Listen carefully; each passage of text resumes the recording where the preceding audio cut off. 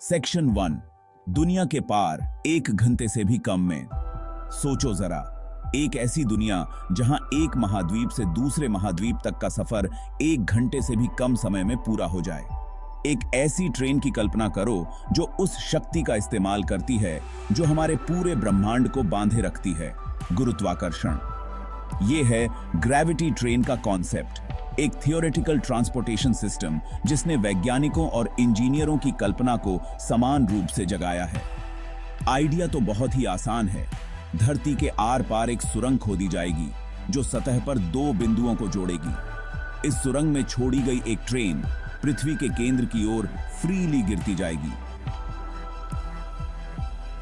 गुरुत्वाकर्षण बल के कारण एक्सेलरेट होती जाएगी।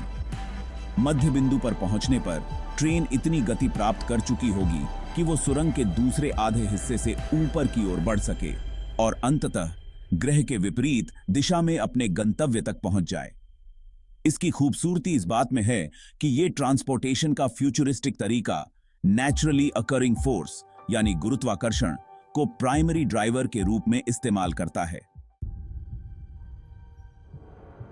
सेक्शन 2। गहराई माइन खुदाई असंभव सुरंग का निर्माण। ग्रेविटी ट्रेन कॉन्सेप्ट का सबसे चुनौतीपूर्ण पहलू निश्चित रूप से सुरंग का निर्माण ही है। हम हजारों मील लंबी पृथ्वी की परत, मैंटल और संभवतः आउटर कोर को भी छूते हुए सीधी एक पाथ बनाने की बात कर रहे हैं।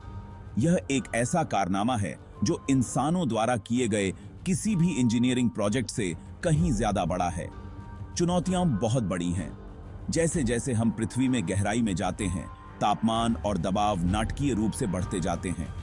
चट्टान खुद ठोस से अर्ध पिघली हुई और फिर से वापस बदलती रहती है, जिससे लगातार बदलती रहने वाली बाधाएं सामने आती हैं। इस परिमाण के प्रोजेक्ट के लिए मौजूदा ड्रिलिंग टेक्नोलॉजी बहुत ही अपर्याप्त होगी। मान लीजिए कि हम टेक्नोलॉजिकल हर्डल्स को पार कर भी लेते हैं, तो प्रोजेक्ट का विशाल पैमाना लॉजिस्टिकल प्रॉब्लम्स को जन्म देता है। खुदाई की गई सामग्री की मात्रा बहुत ज्यादा होगी, जिसके निपटान या उपयोग के लिए इनोवेटिव सॉल्यूशंस की आवश्यकता होगी। इसके अलावा पृथ्वी के भीतर गहराई में इमेंस प्रेशर्स और जियोलॉजिकल एक्टिविटी के अधीन इतनी लंबी सुरंग की संरचनात्मक अखंडता को बनाए रखना एक निरंतर संघर्ष होगा। सेक्शन 3। इनोवेशन का आकर्षण, ग्रेविटी पावर्ड यात्रा। आइए एक पल के लिए मॉन्यूमेंटल इंजीनियरिंग चैलेंजेस को दरकिनार करते हैं और उस फिजिक्स को समझते हैं जो ग्रेविटी ट्रेन को इतना आकर्षक कॉन्सेप्ट बनाता है। ट्रेन की यात्रा एसेंशियली एक कंटिन्यूअस फ्री फॉल है, हालांकि एक ऐसी फ्री फॉल जिसे पृथ्वी के गुरुत्वाकर्षण बल द्वारा सावधानी पूर्वक नियंत्रित किया जाता है।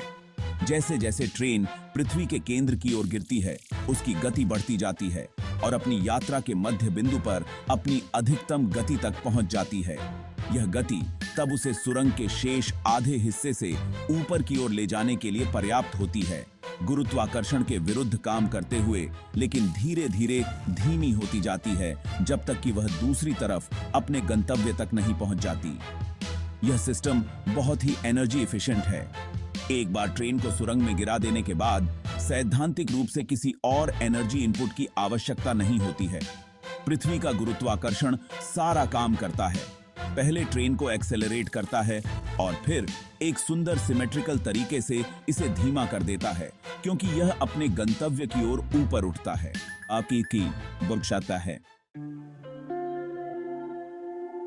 सेक्शन 4। समय की बात, यात्रा की गणना। ग्रेविटी ट्रेन से यात्रा पूरी करने में लगने वाला समय आश्चर्यजनक रूप से एक एलिगेंट कैलकुलेशन है।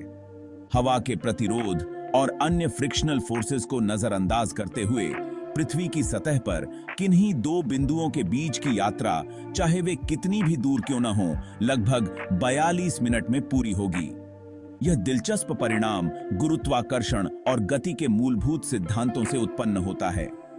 समय केवल पृथ्वी के द्रव्यमान और गुरुत्वाकर्षण स्थिरांक पर निर्भर करता है।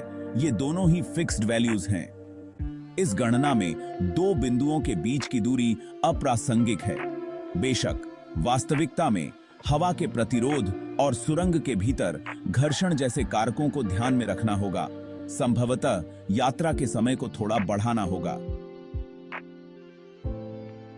हालांकि इन बातों पर विचार करने के बाद भी ग्रेविटी ट्रेन ट्रांसपोर्टेशन के किसी भी एग्जिस्टिंग तरीके की तुलना में बहुत कम यात्रा समय का वादा करता है।